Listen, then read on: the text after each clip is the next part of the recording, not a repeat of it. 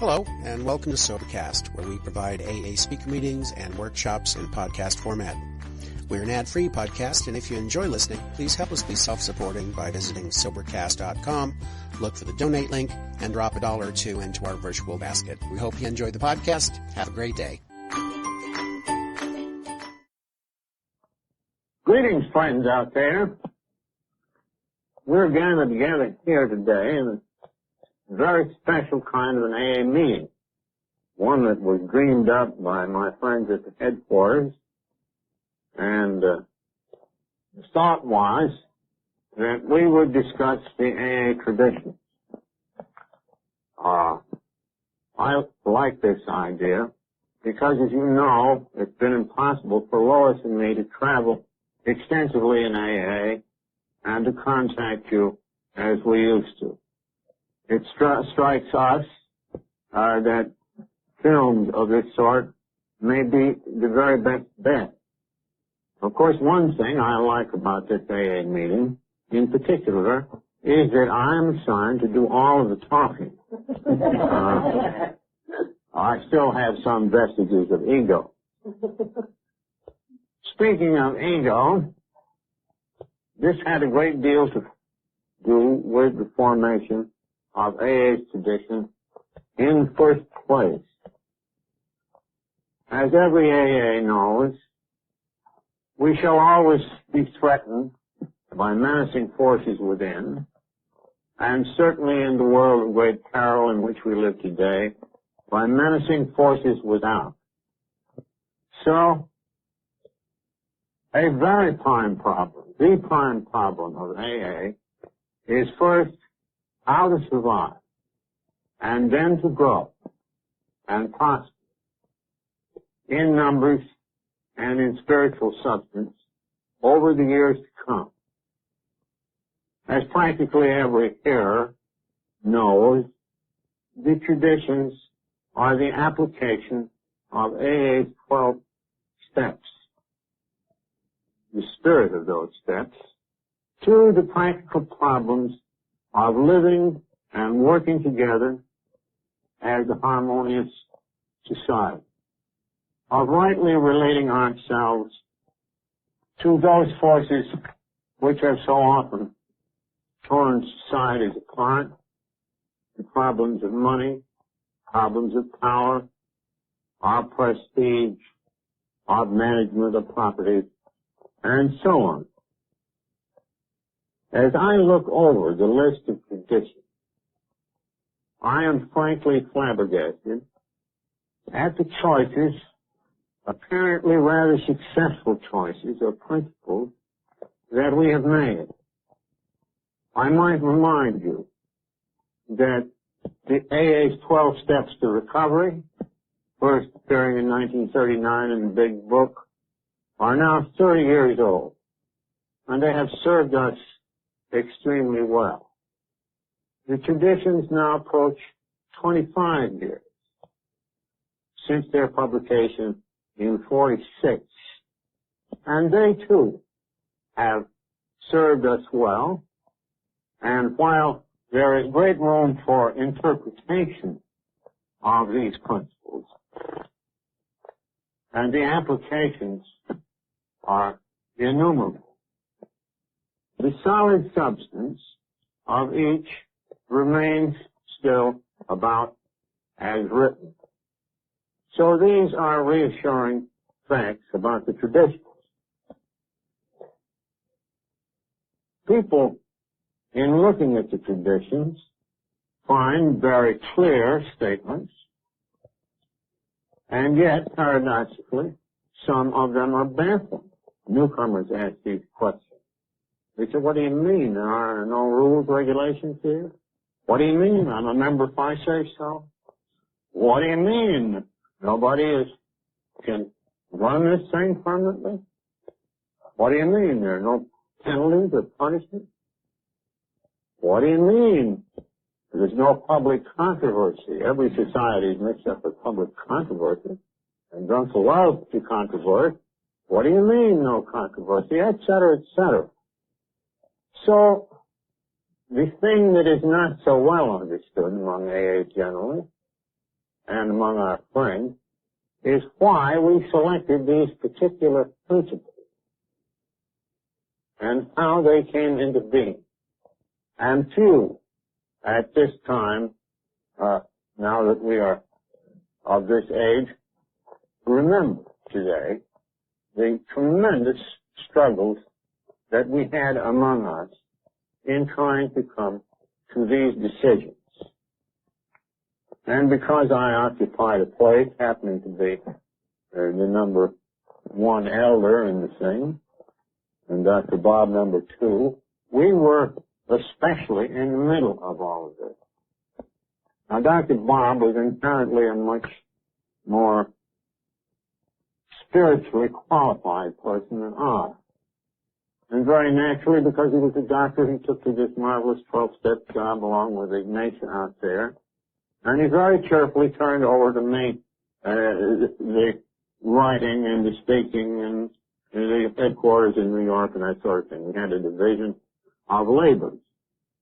So that I especially was subjected to very great personal temptations.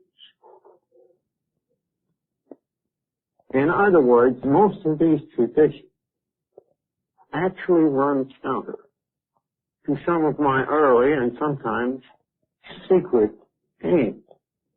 And some of this stuff I'd like to share with you because it is relevant to all who follow us old students.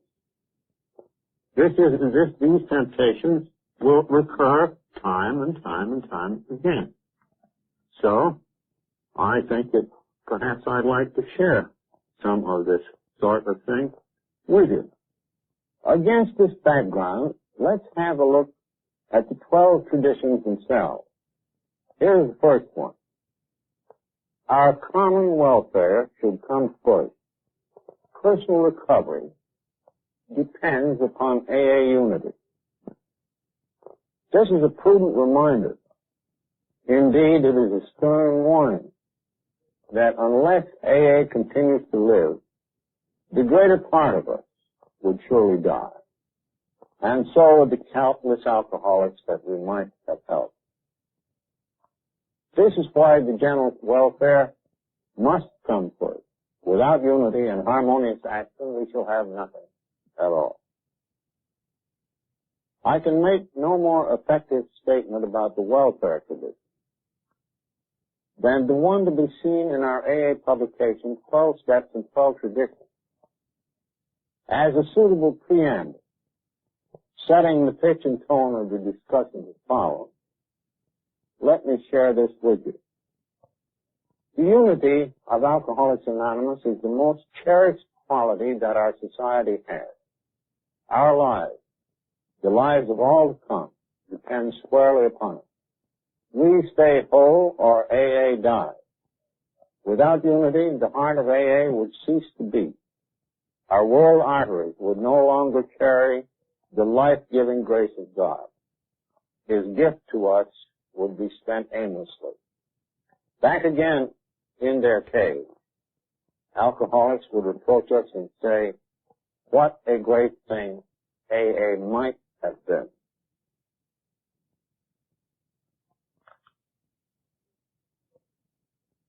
Every AA member knows that he has to conform to the principles of recovery. His life actually depends upon obedience to spiritual principles. If he deviates too far, the penalty is sure and swift. He sickens and finally dies. At first in AA, he goes along because he must. But later on, he discovers a way of life he really wants to live. Moreover, he finds he cannot keep this priceless gift unless he gives it away. Neither he nor anyone else can survive unless the AA message is carried. The moment the 12-step work forms a group, another discovery is made that most individuals cannot even recover unless there is a group. Realization dawns on the individual that he is but a small part of the great whole, that no personal sacrifice is too great for preservation of this fellowship. He learns that the clamor of desires and ambitions within him must be silenced whenever these could damage the group. It becomes plain that the group must survive or the individual will not. So it has been with AA.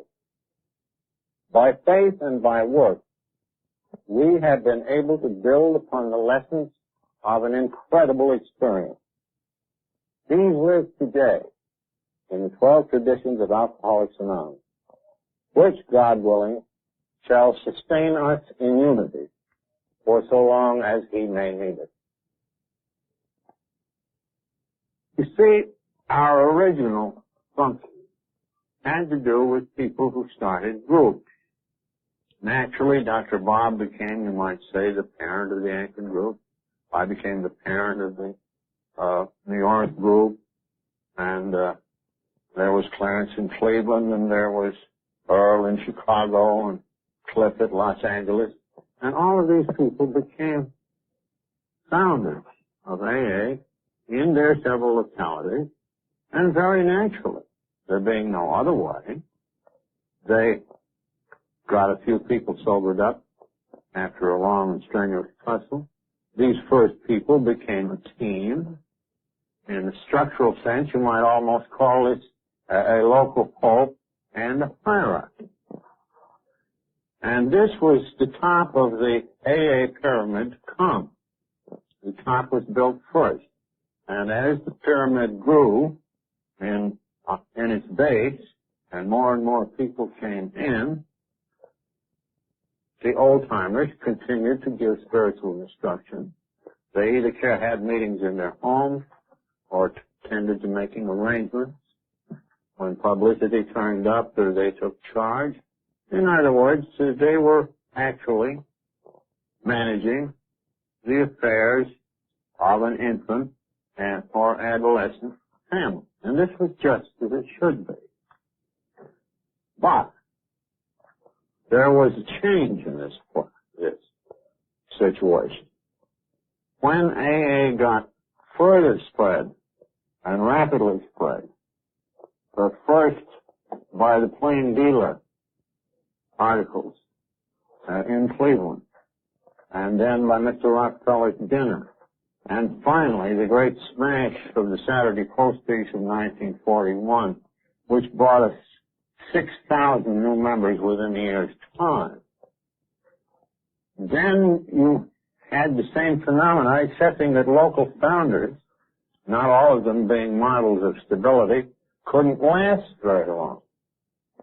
And more and more there was a disposition in these large masses of AAs to ask, well, these old timers are all well and good, but are they going to run things forever? And this was a very disconcerting pressure to Dr. Bob and me, and particularly to some of these old-timers. Because we were the first two on the scene, it seems that we had a quality of lasting longer than the others. In fact, I only bowed out just in time here 2 years ago, and that took Dr. Bob. But at any rate, this was the fundamental of it. So that you began to develop the group which said, in effect, you old-timers ought to get over on the sideline. And those of you that we like and respect, we are going to continue to consult. And those of you who are still, let us say, somewhat undeveloped, we shall label bleeding deep. Well, this injected a new thing. On top of this pyramid of service, now cut off across the top, there appeared something for each group that whizzed round and round and changed personnel every few months lest anybody get too much power. It was called a rotating committee. And at the group level, this was fine, and it was easy for the groups, knowing everybody at hand, to name successful group committees that acted exactly in a town meeting fashion. Well, then some years later, as urban problems got to be tremendous, and there had to be some head or tail AA, when they got into that phase, they found immense difficulty for all of these urban people, or even representatives of them, to get together to choose people, a committee, to manage and conduct an intergroup office. This was a very difficult business. In fact, I can think of one town where the confusion was so great that you had 4 or 5 competing old-timers with telephone numbers, each of which announced that this is AA, not the other one, this one is. Now, when they came to put in an office, the schisms in the town were so bad that they actually had to draw lots to get the first office management out. Well, that wasn't such a great success because it stopped the political clamor, but at the same time, it didn't furnish the office with the best possible top management. But little by little, the intergroup management still remained basically democratic in its structure. The group representatives had all the ultimate power, but the committee managing the office could nominate its successors on the theory that they would know the people of the kind of skills required that would be necessary. And that if the meeting of the group representatives, local ones, didn't agree, they could name their own man still. They held the ultimate power. But this began to make room for something that we now call the trusted servant in the AA tradition too. The discovery that you couldn't operate AA in a large urban area on a purely town meeting basis. It was simply too big. Let alone could you operate AA services worldwide. I mean, you couldn't elect a bunch of trustees to serve here in New York by putting out some names and a slate to vote on all over the world. You can see it wouldn't work. So that after a while, though the ultimate power always continued to remain in the groups, the structure always turned out the same, that servants of the more important services were picked partly by appointment, always subject to check with the group conscience. And in that way, we could get people who were required to do the particular job, had the skills, people of excellence for the position. And that's how the structure evolved. Now, parallel to all this, and in fact commencing before it, we had a similar structure for world service down here. That finally evolved, although this took many years to complete it. Many AAs will remember that in 1938 we incorporated something called the Alcoholics Foundation. And among other things, the foundation took up over the book Alcoholics Anonymous, which had been published and financed separately, and therefore it took the trustees, who were composed of non-alcoholics and a few alcoholics, chosen really by Dr. Bob and me. They took over the title to our literature, and we opened a little office. And when Saturday Post piece came on with all this great flood of inquiries, we cleared most of them. And then we began to get into problems of public relations and all of the things that the World Office does today. And these were all, without exception, chores that could not be performed in many locations. There had to be some head or tail to literature. There had to be some place and somehow of a lot of other services. There had to be some head and tail to public relations. Policies had to be devised and all this sort of thing. Well, for many years, I suppose partly because Bob and I had set it up that way back in 38, before there were any intergroups, this thing refused, at this end, here in New York, refused to evolve. Partly because it was felt that since the groups were having such a hard time to even have a clubhouse without a furor, or to manage their simple affairs, how could we possibly bring traditions to bear on this situation down here? The operation has been very successful. Our friends in the majority on the board, non-alcoholics, as a protection to the vagaries of people like Dr. Bob and me and other alcoholic trustees. Well, This was all in part. So what would we do? It took from 1945, just after tradition came out, to 1951 to persuade everybody concerned that as an experiment, a conference of delegates should be called, at least from the United States and Canada, properly weighted according to population in each locality, to come down here and to take a look at these services, which we who had been running them all these years felt had been invaluable to AA and might have been accountable for one half of our growth and a great deal of unity. So this is how the group conscience came into being. And this is what we mean by AA's trusted servant. Special people selected for their special abilities, but never people who shall govern. Now we come to Tradition 3, dealing with this very important matter of membership. We alcoholics have been an ostracized people. Sometimes we have been actual prisoners of society. At all times we have been prisoners of ourselves, you might say. So when AA proffers its hand to the alcoholic, what does the alcoholic want? He wants freedom. He wants to belong. So therefore, we have tried to reduce every possible resistance that he might have. He is generally sore at religion. He is sore at medicine. He is sore at society. Perhaps at a distance he has heard that AA is another religious organization and complains that the missions did him in and made him worse. So when he arrives and finds that it is a fact that AA's only requirement for membership is a desire to stop drinking, his relief is immense. When he is told that there is a spiritual quality about AA, but this requires no theology or religious belief in the ordinary sense, that the group can be his higher power, then his release and his freedom knows no bounds.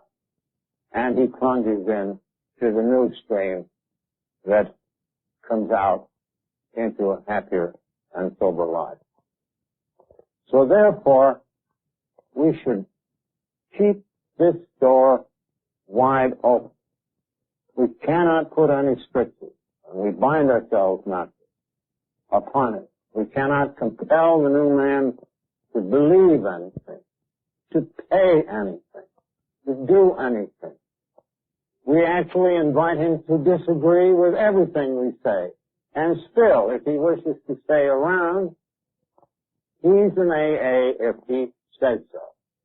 This is the charter of individual freedom that is portrayed in this most important Tradition 3, dealing with membership.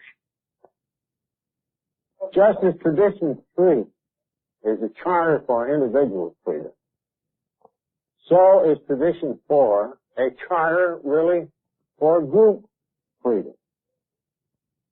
It poses the question, when is an AA group? Does it have any limitations upon its liberty? And we say no, each AA group, like the individual, has a right to be wrong. The only thing that we ask, but do not demand, of a group trying for sobriety, who wish to call themselves AA, is that they do not publicly mingle the AA name with some other enterprise. Quite obviously, nobody would be very interested, and it would be a great bore of trouble were we to talk about Protestant groups and Catholic groups and Republican groups and Communist AA groups. This would be absurd and troublemaking on the face of it. So long as they're primary purpose is directed towards sobriety, and they don't get us married to anyone else, this is our only requirement. Otherwise, they can have it just the way they want it. And the group itself, you must remember from position 2, is the ultimate seat of authority for the whole movement. So that even in a town meeting democracy, the strictures upon such bodies are much greater than they are upon an AA group. It is a vast expanse and charter of liberty indeed, and we know that we are safe in granting it, because too much departure from our traditional principles or from the 12 steps brings its own pressures and punishment. Leave it to John Barleycorn to take care of the foolish dissent. Meanwhile, let's chart our groups for liberty as well as the individual. This is autonomy. Now that we've considered group autonomy or self-direction, and we have said that every group has a right to be wrong, strangely enough, Tradition 5 centers on the single purpose of the ideal AA group. And the single purpose tradition has had a long history of conflict.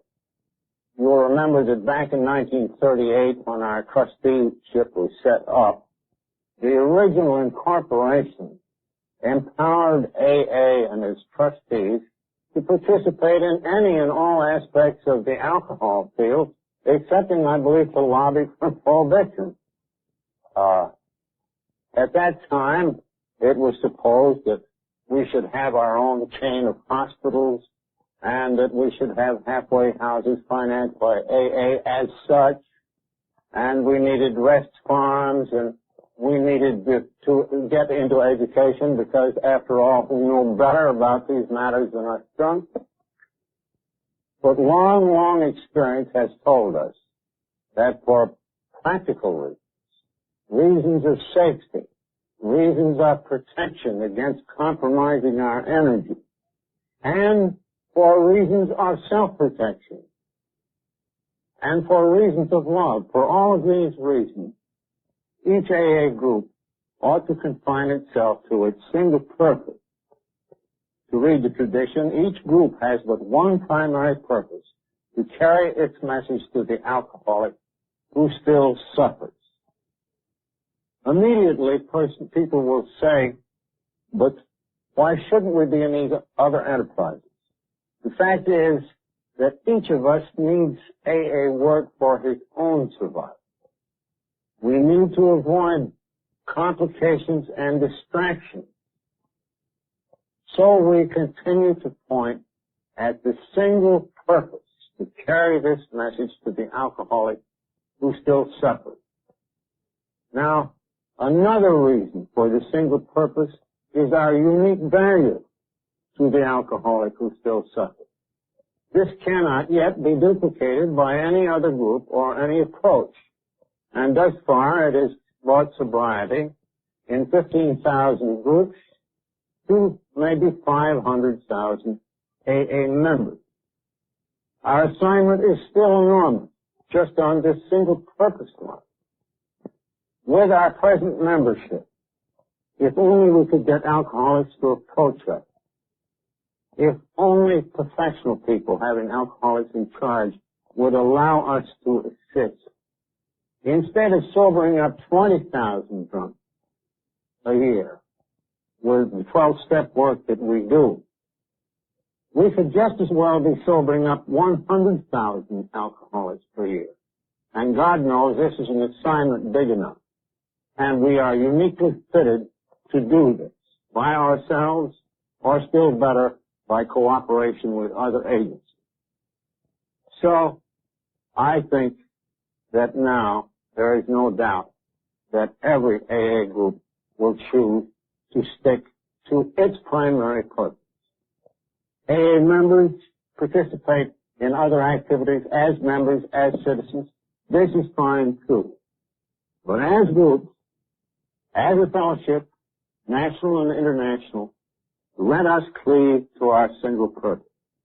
Let that old-fashioned adage shoemaker, stick to thy last, be our primary direction in this matter hereafter. Till 1940s, we still thought that for good enterprises, the AA name ought to be available if they were primarily conducted by AA members. And so, with my full consent, we lent the AA name to an educational enterprise carried on by a great friend of mine. And the first effect of this was very good. In those days, of course, we hoped for more and more publicity, and when she went on the road, educating the public, opening other facilities, she got a great lot of publicity, which brushed off on us because she had declared herself publicly as an AA member. Now, there were other instances of this, which were really menacing, where people borrowed the AA name, broke the anonymity at the public level, and therefore were in full cry to get us married to all sorts of other enterprises. And so by 1950, we had seen the extreme peril of giving endorsements to the public level, or of AA members breaking the anonymity at the public level and trying to draw the AA endorsement over onto enterprises of their own for purposes of raising money and all that publicity. So that came crystal clear. Now we have a tradition 7 called every AA group ought to be fully self-supporting, declining outside contributions. Well, this took a long time for us to change our minds about.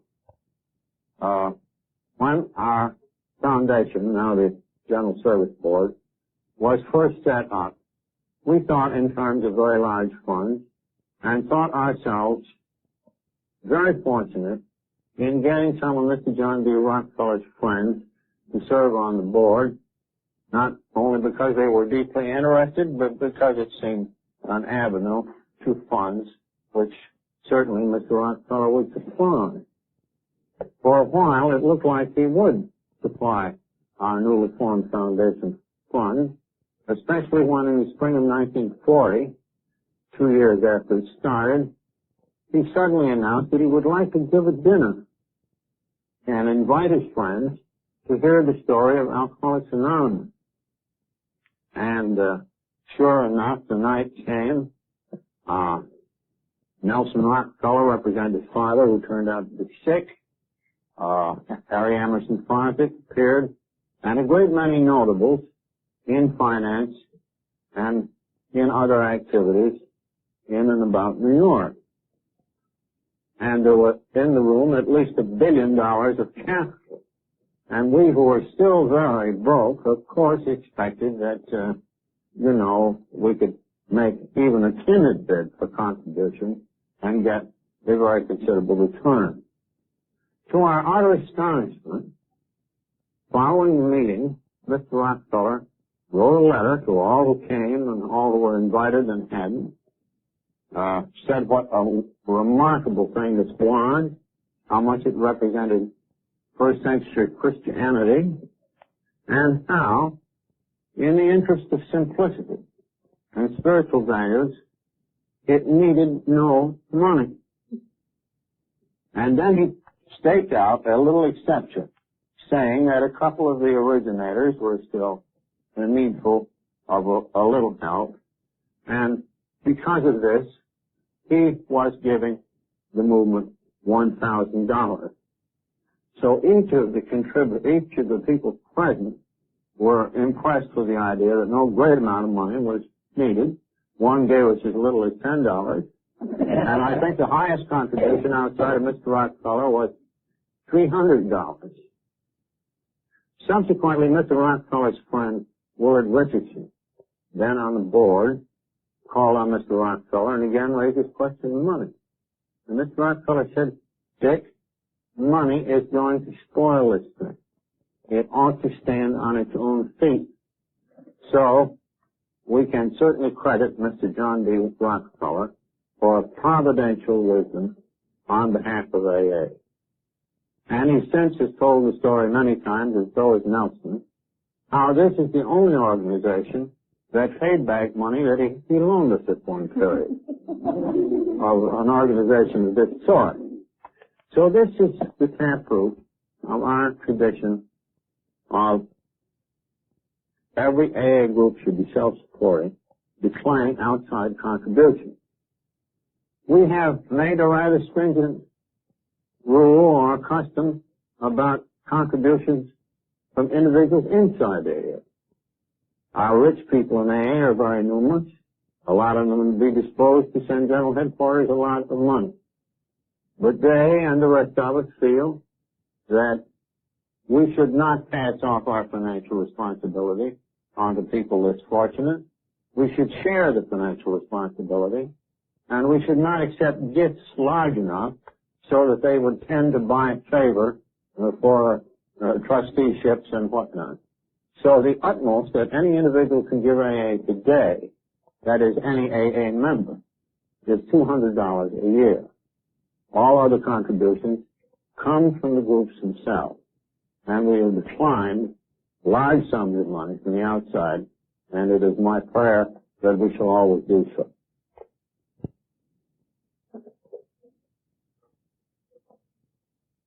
Well, let us jump down to tradition 10. The professionalism and AA as such should never be organized have been pretty well covered directly and by entrance. But here we come to tradition 10, which says that Alcoholics Anonymous has no opinion on outside issues. Hence, the AA name ought never be drawn into public controversy. Well, we've never had any great trouble along this line. And of course, the anonymity tradition has tended to keep the lid on it. We have managed finally to refrain from endorsements or from being compromised by our own people in that direction, so that actually this issue has never arisen. And in this sense, we are very unique among societies and nations that we're in a position of absolute neutrality as far as the world and the problems of our community are concerned. As a society, as individuals, we take all sorts of positions on these things, but as a society, we express no opinions on these issues, and therefore we don't get into arguments. And that would, of course, be a potent source of tremendous trouble if we ever got into such arguments. And we have had, historically, a situation that was drawn to our attention, I think, by Milton Maxwell, a good AA friend, a professor and sociologist, who once wrote up a series of pieces on the so-called Washingtonian movement. This flourished in the 1840s, and it was a society composed of alcoholics trying to help each other personally, encouraging the taking of pleasures, and they had the benefit of the identification and some of the other attributes of AA. And I think they signed up in the first 2 or 3 years of their existence as many people as we now have in AA as recovered active members. Something like 500,000. Well, this was very sensational. The Prohibition movement was getting under big head of steam at the time, and there were lots of other public issues. The Civil War was ahead. Slavery was an issue. This was an issue. That was an issue. It was not long before the Washingtonians had great torchlight processions, notably in New York and Baltimore. They filled Faneuil Hall, and this was truly a great sensation of the time and extremely newsworthy. There was great pressure upon Washingtonians to speak. Some turned out to be very good speakers. I believe some of them were paid speakers. But the speakers in the South were apt to get into other matters than drinking. And so were they in the North. For example, the Southern speakers didn't like the abolition idea, and the Northern speakers did. So they managed to hook the poor Washingtonians into that tremendous controversy before the war. Likewise, they got the Washingtonian name into all sorts of enterprises. They were on both sides of the wet-dry controversy and so on. And then the process of disintegration started, probably because, in part, their spiritual force generated by signing of pledges and getting together wasn't so great as ours. But very largely it was a disintegration because they had done things that were very natural to do, but which had turned out to be so utterly destructive. And it was this spectacle of the past brought before us as our traditions were evolving that confirmed that we were probably very much on the right track in this matter of no public controversy, in this question of paying our own bills, this question of not becoming involved with other enterprises, and so on down the line. And above all, it confirmed the great protective value of our anonymity tradition. Now we come to tradition 11, a highly important one, which says that our public relations policy is based on attraction rather than promotion. We need always maintain personal anonymity at the level of press, radio, and films. I might remark right here that this film, by the way, is for the benefit of AAs and is not for public release. We had no public relations policy, excepting the fear of public relations, for the first 2 or 3 or 4 years of AA. Our societies, particularly in the West, our groups, of which there were only 2 or 3, were almost secret societies. In those days, if you posed the question of attraction versus promotion, the idea of attraction would be to sit on the front porch and wait for some drunks to come along asking for help. Okay?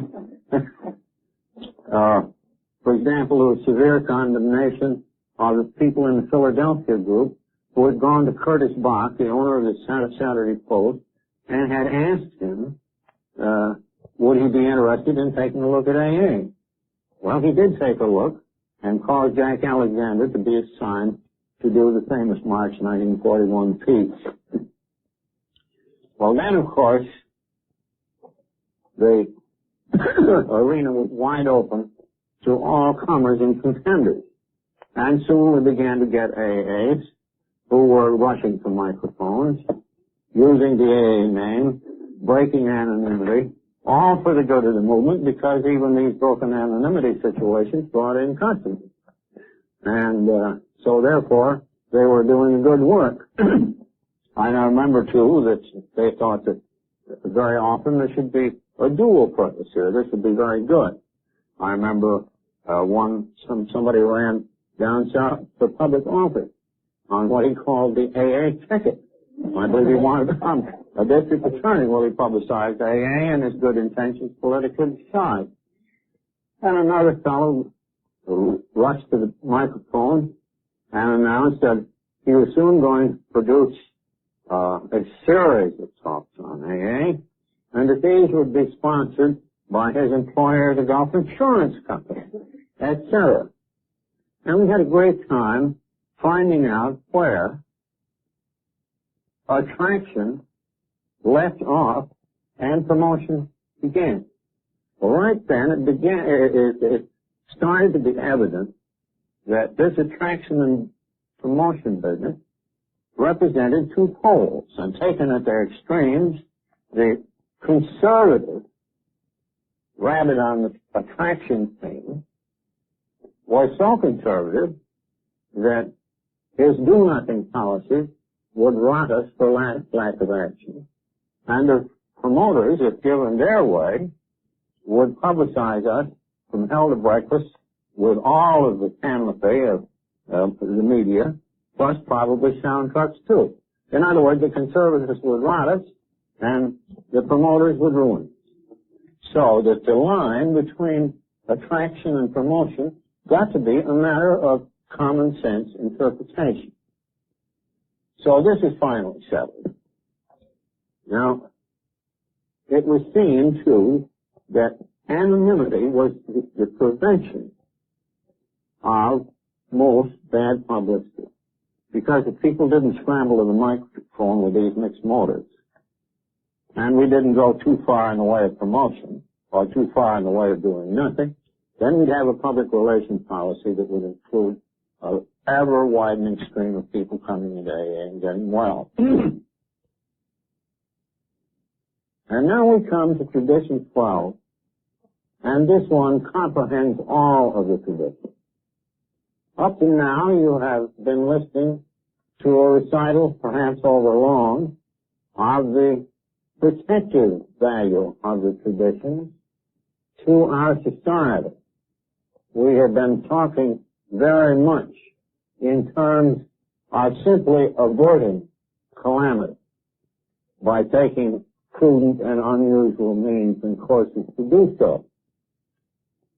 So now the question is posed by the listener, is there no more constructive or spiritual content to our traditions than simply the sum of our fears and anxieties and our efforts to protect ourselves from untoward evils and circumstances? Well, there certainly is. And all of these traditions have in them the elements of sacrifice. Sacrifice either by groups or by AA members. As we look back here, the common welfare tradition. People used to say, well, the drunk, he's the important guy. Well, surely he is. But how is he going to get well in any number if there is no fellowship? Therefore, the common welfare has to come first, and our individual welfare second. Likewise, we who have been prone to power driving have to yield to the idea that we may be instructed by the group conscience. We have thrown aside all ambition to be prominent in the alcohol field as a society. Our members go into these fields as individual citizens, and there they should be. But the society says, no, we will cleave to a single purpose. We have sacrificed the opportunity of raising very large sums of money for this society and for others by adopting the tradition declining outside contributions.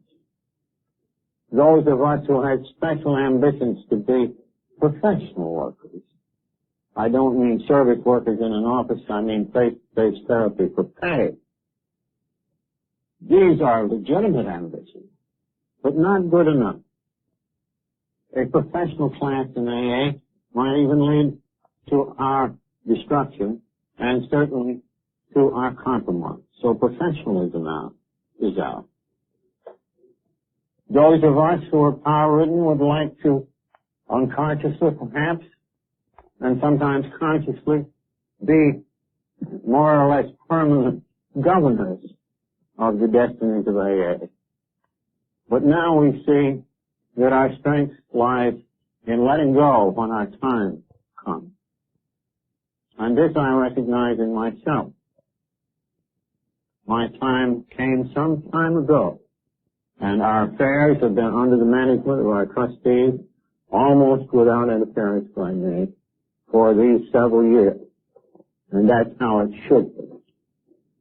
But it represents a giving up, the sacrifice of ambitions, many of which would be legitimate in the world around us, all in the interest not only of the survival, but in the effectiveness and the joyousness of the life that we find in it and cherish so much.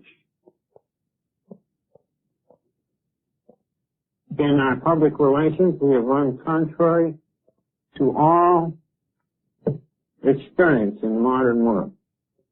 In the modern world, everything is proceeding upon the merits or demerits of highly publicized figures. Everything was working in terms of friction and controversy. Everything is working in terms of haves and have-nots, of large sums of money being transferred from one class to another. We do not decry these developments. We say that for our particular purpose they're perilous. And so we think that it would be prudent to leave them alone. So there is a sacrificial quality that we do not conform to our traditions merely because we must to avoid personal calamity. We defer to these traditions because they seem right in principle and because we actually want them for ourselves. That while other courses might be good, for us this would be the best. In our case, the good could be very often the actual enemy of the best. Now then, I'd like to tell you a final anecdote, which is a bit self-serving. I've had a certain amount of reluctance to speak about it. But I would like to draw attention to the fact that Dr. Bob and I began to recognize in the late 1940s that we had a special responsibility to set an example in the matter of the anonymity. The conformity with anonymity was not merely a compliance with the injunction that we should not have our full names and pictures published throughout the world. It was more than an avoidance of our names being made public. That it would extend also to the acceptance of special distinguishment and honors. This came up, and this sort of conversation between Dr. Bob and I began toward nearly the close of his life. He was fatally afflicted. This is well known. I was back and forth between here and Akron a great deal. He was, however, much up and around much of the time. And on this day, we sat talking, and he said, you know, I want to show you something that moves me very much in a way, and something, of course, which to me, I wouldn't say so to the would-be donors, has a sort of a comical aspect. And anyway, let me get your reaction. So he came and spread out on the floor a blueprint, which was a drawing of a medium-sized mausoleum in which he and Anne could repose when they were over the hill. And Dr. Bob looked at me and told about some of the people coming up and thinking that this sort of thing was needed because this occurred with other celebrated people and so forth. And, of course, he had declined. And he turned to me and with that priceless grin of his said, Bill, I think you and I ought to get buried like other folks. Well, this set us thinking. Did we have some further obligation to this tradition of anonymity? And up to this point, there had been little nibbles that he had some, I had some, lesser universities, smaller ones that offered degrees of various kinds, and, well, we kind of turned those down as a matter of course. But then we began to think, doesn't the tradition extend to this public honor business? Doesn't it extend to the acceptance of no rewards, even posthumous? And then Dr. Baum died, and he and Anne were then buried like other folks. She had been for a time. And pretty soon, a new set of temptations began to develop with me. Time magazine, some years ago, asked for a number of us to come over from the office, and I was included, of course. And they took us upstairs for a long, long lunch. And these people were top figures over there, and they listened to the AA story. And they said, well, now we've given you folks good treatment, and we propose to keep it up. But now we would like Bill to have a biographical sketch of you, and we would like to make this a cover paper. And let us tell you, before you say no, that if you make it a cover story, if we make this a cover story, it will enormously increase the impact of the piece a dozen times maybe over what the same piece without the cover would. And that our circulation is something like 12 million. Now, we would like to do the story of AA hung on a biographical sketch of you. And I said about the anonymity. Oh, no, we're quite aware of that. We'll agree to keep that. You just had your head turned away from the camera. You'd be hardly a side view. That ball might show a little, but we'll stay within the rules and regulations. Well, I must confess that this proposal was a puzzler. I can honestly say that I didn't feel especially personally tempted by the lure of a flesh and blood biographical account of myself. It didn't seem right that I should cooperate in such an effort. As for the anonymity, yes, they'd keep that, but then I began to wonder what the effect would be on the future. If I began giving sketches of this sort of myself to public media, even with my head turned, once Papa was out of the way and gone west, wouldn't other people say, well, the old man almost did it, so I'll give him my biography and full face on from here out. In other words, it would open the door subtly to power-driving people of the future, people just like me. Now, this was very hard to explain because declamations meant the death of some, and it meant the prolonged illness of others. The impact of this thing could have been enormous and brought in great numbers of people. So the saying no was something to keep awake nights about, and I did. I hope and believe that this was the right decision for AA's future. But again, for a long time, the specters of the people who died, and those whom I have recovered earlier, has continued to haunt me. It was a question of making an estimate whether the nearby advantage of this would be of more value to more people than the advantage of an example that would include the acceptance of public honors in the AA anonymity tradition. And I have opted for the latter choice. It is the best that I can do. I leave it to you and to the future for whatever it may be worth. So, in conclusion, dear folks, 1,000 thanks for sitting with me, and to the camera crowd out there.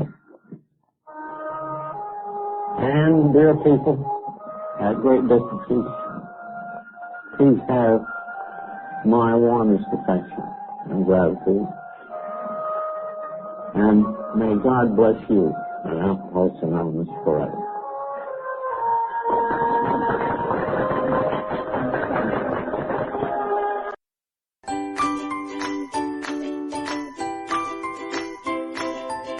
Thanks for listening. I hope you enjoyed the podcast. Sobercast is ad-free, and we'd like your help in order to keep it that way.